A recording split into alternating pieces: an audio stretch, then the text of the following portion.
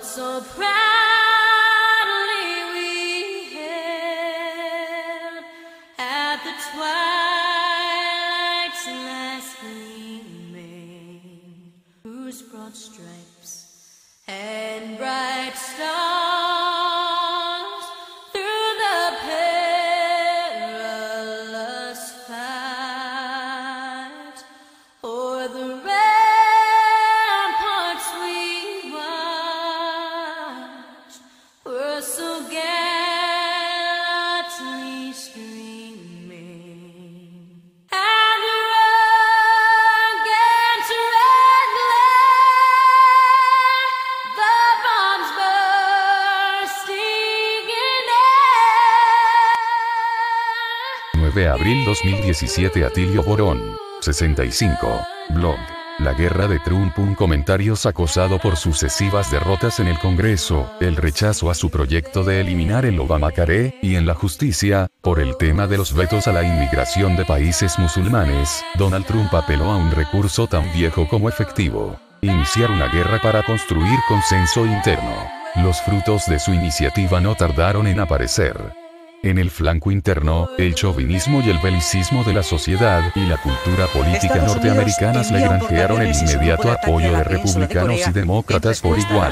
El magnate neoyorquino estaba urgido de ello.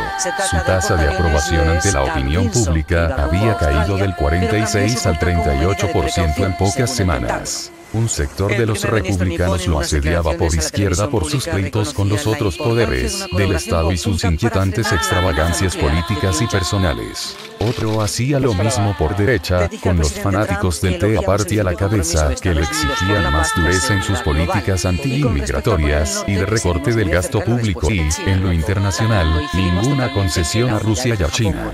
Por su parte, los demócratas no cesaban de hostigarlo. En el plano internacional las cosas no pintaban mejor. Mal con la Merkel durante su visita a la Casa Blanca, una exasperante sub-y-baja en la relación con Rusia y una inquietante ambigüedad acerca del vínculo entre Estados Unidos y China. Con el ataque a Siria, Trump espera dotar a su administración de la gobernabilidad que le estaba faltando. Los frutos de su iniciativa no tardaron en aparecer. En el flanco interno, el chauvinismo y el belicismo de la sociedad y la cultura política norteamericanas le granjearon el inmediato apoyo de republicanos y demócratas por igual. Quien antes aparecía como un peligroso neofascista o un incompetente populista emergió de los escombros de la base aérea de Al-Shairat como un sabio estadista que hizo lo que debía hacer. Tanto la impresentable Hillary Clinton como el anodino John Kerry no ahorraron elogios al patriotismo y la determinación con que Trump enfrentó la inverosímil amenaza del régimen sirio, a quien se le acusó, contra toda la evidencia, de haber utilizado el gas sarín, que días atrás produjo la muerte de al menos 80 personas en un ataque perpetrado en la ciudad de Han Sheikhoun. Mentiras.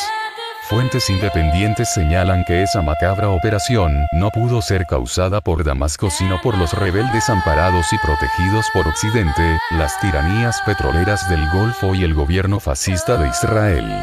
El área en donde se produjo la masacre estaba bajo el control del Al-Nusra, rama de Al-Qaeda que Naciones Unidas y Estados Unidos habían calificado como terrorista.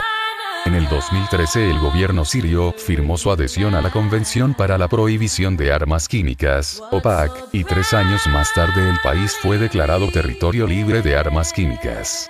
Así reza el informe que esa organización elevó al Consejo de Seguridad de Naciones Unidas. Claro está que una parte de ese arsenal pudo haber sido capturado y escondido por Al-Nusra, facilitada esta maniobra por la debacle en que estaba sumida Siria a causa de la guerra. Pero al bombardear la base aérea de Al-Shairat, Washington destruyó al equipo y el arsenal militar, que presuntamente podría haber probado que fue el ejército sirio quien cometió el crimen con el gas sarín. Porque destruir la evidencia que eventualmente podría culpabilizar o inocentizar a Al-Assad, se preguntaba la vocera de la Cancillería rusa. Destruir pruebas es un delito, o por lo menos una actitud sospechosa, sobre todo si se atiende a la inevitable pregunta que hace Günter Meyer, director del Centro de Investigaciones del Mundo Árabe, con sede en Maguncia, Alemania, y que reproduce un cable de la agencia Deutsche Welle. En cualquier película policial, asegura Meyer, cuando se investiga un crimen los detectives se preguntan quién gana y quién pierde con lo ocurrido. En este caso la pregunta tiene una clara respuesta.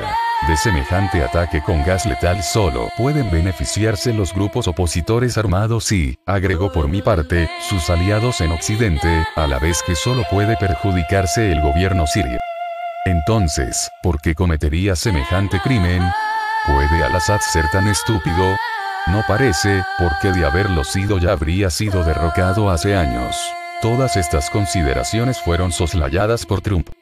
En esto el outsider demostró no serlo tanto, porque siguió al pie de la letra el guión, al cual se ajustaron los presidentes que le precedieron, desde Bush padre a Barack Obama, pasando por Bill Clinton y Bush hijo. Atacar, invadir, ocupar naciones usando como pretexto un torrente de mentiras y difamaciones, eufemísticamente llamadas posverdad por los infames manipuladores de la opinión pública mundial, que persiguen justificar lo injustificable. Todos conocemos la historia de las armas de destrucción masiva, que supuestamente tenía en su poder Saddam Hussein y que jamás se hallaron, ni antes de la destrucción del régimen ni después.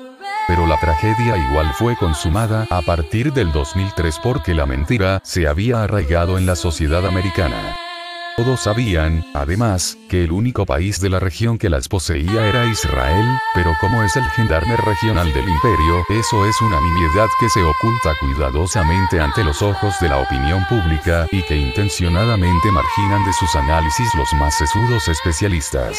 Con el ataque del viernes pasado, Washington violó, por enésima vez, la Carta de las Naciones Unidas, demostrando más allá de toda duda que el presunto orden mundial no es tal sino un brutal e inmoral desorden mundial en donde rige la máxima bárbara del derecho del más fuerte. Pero no solo eso. Trump también violó la Carta de la OEA, que en su capítulo 2, inciso 9, dice textualmente que los estados americanos condenan la guerra de agresión. La victoria no da derechos. Sería bueno que el secretario general de esa siniestra organización, Luis Almagro, tan preocupado por aplicar la Carta Democrática a la República Bolivariana de Venezuela, tomara nota de esto y denunciara a Washington, con el mismo ardor con que enjuicia a Caracas, por su agresión a Siria. Ante la gravedad de la situación, es obvio que Rusia no permanecerá de brazos cruzados. Tiene en Siria una vital base naval en Tartus, que le abre las puertas del Mediterráneo, y de ahí al Atlántico Norte, a su flota del Mar Negro anclada en Sebastopol, y también una base aérea en Latakia. China e Irán también tienen intereses en juego en Siria y una Rusia cercada por tierra, con la OTAN estacionada a lo largo de toda su frontera occidental, con lo que algunos observadores consideran como el mayor despliegue de fuerzas y equipos de toda su historia, y por mar si llegara a producirse la caída de Al-Assad. En tal caso Moscú no tendría sino dos alternativas: aceptar mansamente su sumisión a los dictados de Estados Unidos, cosa que obviamente no está en el ADN de Vladimir Putin y que por lo tanto jamás hará, o activar su poderoso dispositivo militar y aplicar represalias selectivas intensificando su campaña en contra del ISIS creado y protegido por Washington inclusive, adoptando una postura más activa en caso de una nueva agresión norteamericana.